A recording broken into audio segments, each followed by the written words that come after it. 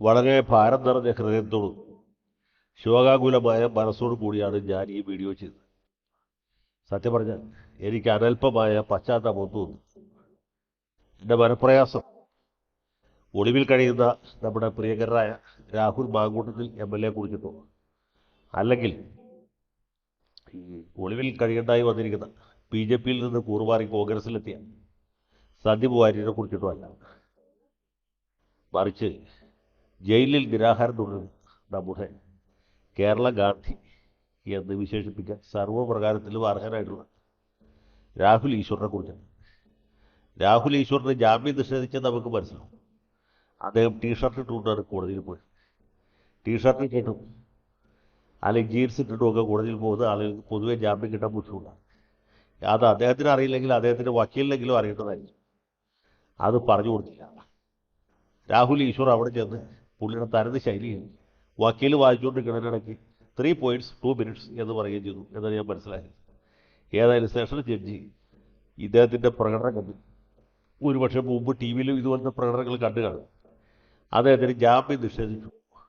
ജാമ്യം നിഷേധിച്ച് അദ്ദേഹത്തെ സബ് ജയിലിലേക്ക് കൊണ്ടുപോയി. പോകുന്ന വഴിക്ക് ഇദ്ദേഹം ഭീഷ്മപ്രതിജ്ഞ എന്ന് പറഞ്ഞ രീതിയിൽ ഒരെടുത്തു. മങ്കുംബൈൻ ശപഥം എന്ന് പറഞ്ഞ രീതി.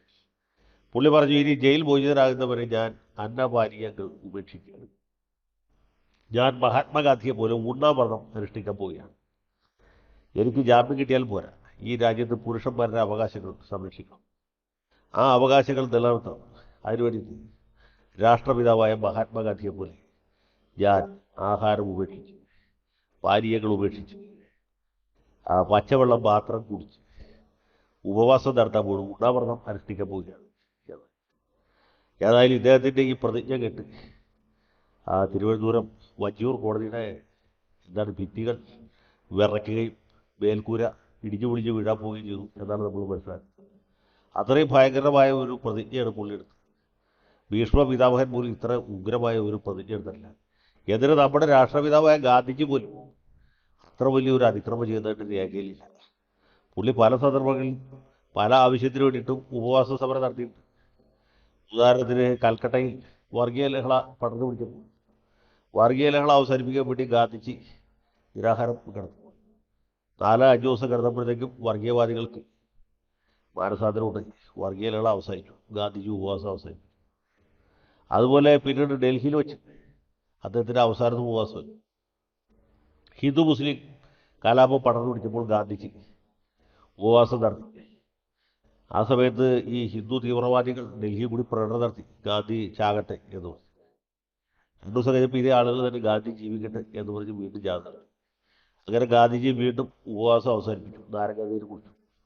ഇതൊക്കെ ഇന്ത്യ ചരിത്രത്തിൽ വളരെ തങ്കലിപികളിൽ രേഖപ്പെടുത്തപ്പെട്ടിട്ടുള്ള സംഭവങ്ങളാണ്. പക്ഷെ ഗാന്ധിജി പോലും ഈ പുരുഷന്മാരുടെ അവകാശത്തിന് വേണ്ടിയിട്ട് ഉപവാസം കിടന്നുകളെ ഉണ്ണാമൃതം അനുഷ്ഠിക്കാം എന്ന് അദ്ദേഹത്തിന് വിചാരിക്കാൻ സാധിച്ചില്ല. മാത്രമല്ല, പുള്ളി കസ്തൂർബയോട് ചെയ്ത തെറ്റുകളെക്കുറിച്ച് എൻ്റെ സത്യാന്വേഷണ പരീക്ഷണങ്ങൾ എന്ന ആത്മകഥയിൽ പശ്ചാത്താപത്തോടെ ഉപയോഗിക്കുകയും ചെയ്തിട്ടുണ്ട്. പക്ഷേ രാഹുൽ ഈശ്വർ അങ്ങനെയല്ല. പുള്ളി ഈ പുരുഷന്മാരുടെ അവകാശങ്ങൾ വീണ്ടെടുക്കുന്നതിന് വേണ്ടി, അതായത് പുരുഷന്മാർക്ക് കള്ളുകുടിച്ച് വീട്ടിൽ വരാൻ, തോന്നുമ്പോഴൊക്കെ ഭാര്യയെ തല്ലാനും ഒക്കെ ഉള്ള അവകാശങ്ങൾ ഉണ്ടായിരുന്നു. ഇപ്പോൾ ആ അവകാശങ്ങൾ പഴയ പോലെ ഇല്ല. ആ അവകാശങ്ങൾ വീണ്ടെടുക്കാൻ പിന്നെ പീഡിപ്പിക്കപ്പെടുന്ന പുരുഷന്മാരെക്കുറിച്ച്, ഉദാഹരണത്തിന് ചില സ്ത്രീകൾ പുരുഷന്മാരെ ബലാത്സംഗം ചെയ്ത് ഗർഭിണികളാക്കുന്നുണ്ട്. അപ്പോൾ അങ്ങനെയുള്ള കേസുകളിൽ ഗർഭത്തിൻ്റെ ഉത്തരവാദിത്വം സ്ത്രീകളുടെ മേൽ പുനഃസ്ഥാപിക്കാനും ഒക്കെ വേണ്ടിയിട്ട് ഈ നാട്ടിലിപ്പോൾ നമുക്ക് ആകെ കൂടി വന്നിട്ട് പോയിട്ട് രാഹുൽ ഈശ്വർ മാത്രം. അദ്ദേഹത്തിന് പല കഴിവുകളുമുണ്ട്. മലയാളവും ഇംഗ്ലീഷും നന്നായിട്ട് പറയാനറിയാം. പരന്തീസും പോർട്ടുഗീസും അദ്ദേഹത്തിന് അറിയാം. പറയുന്നില്ല എന്ന് മാത്രം, നമ്മളുള്ള സ്നേഹം കൊണ്ടും ബഹുമാനം കൊണ്ടും.